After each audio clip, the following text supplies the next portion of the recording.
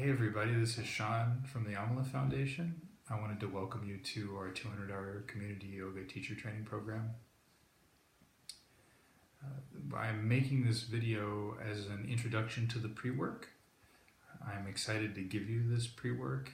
We're going to have lots of different information offerings over the course of our training that happen during the week and not just the weekends. I'm not giving you any of this information just to give you stuff to do. I'm giving you all of this information to give you the opportunity to be the best yoga teacher that you can be, to grow into the best yoga teacher that you can be. Here at Amala, we have this slogan that we've been working on that I really enjoy, and it is connect, grow, and serve. Right? We connect with life, with ourselves, and with others.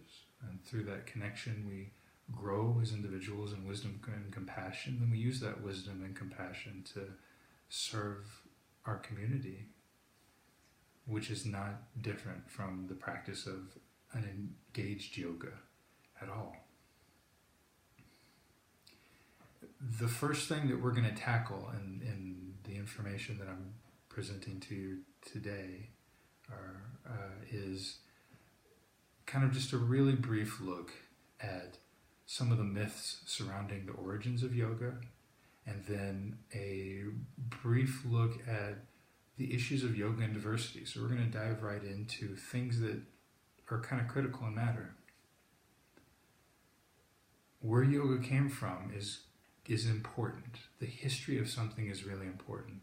And it's the first challenge that you're going to tackle as a yoga teacher, especially in this modern era of the yoga industrial complex, is the roots of the practice versus its current manifestations, and the struggles of what is authentic, what is new.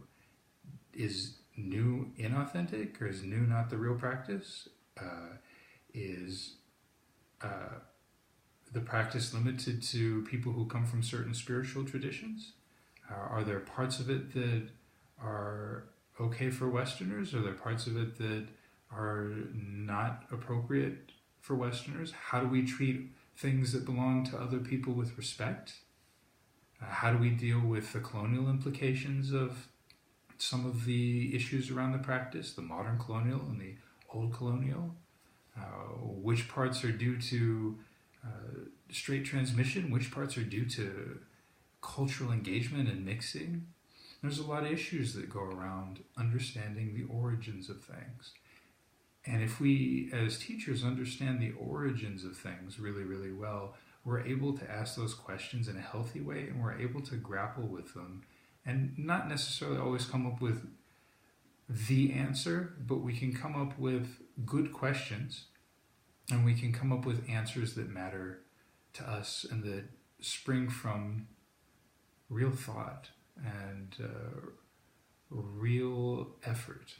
And people can tell the difference, and it's helpful for us to be able to do that. So the first challenge for us is to be able to say what yoga is for us from the context of what we know about it, which means we have to understand where it came from, right? And we have to understand where it is right now in relation to where it came from. So that's our first challenge. The slide underneath, you're going to find 3 blog articles.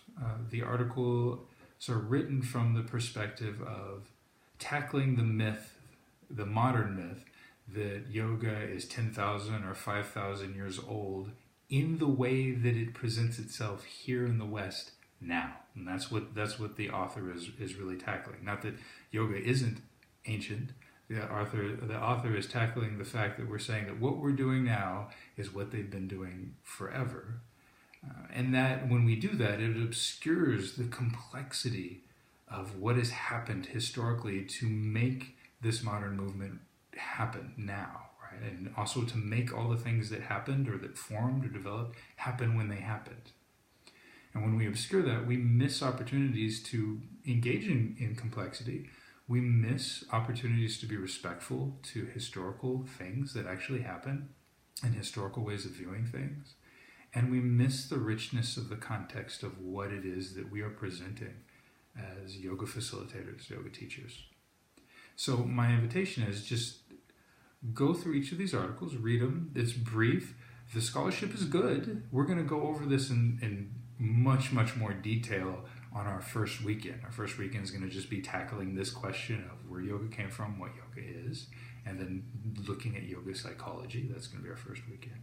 So go ahead and go through these articles, think about it, and then we'll go on to the next thing.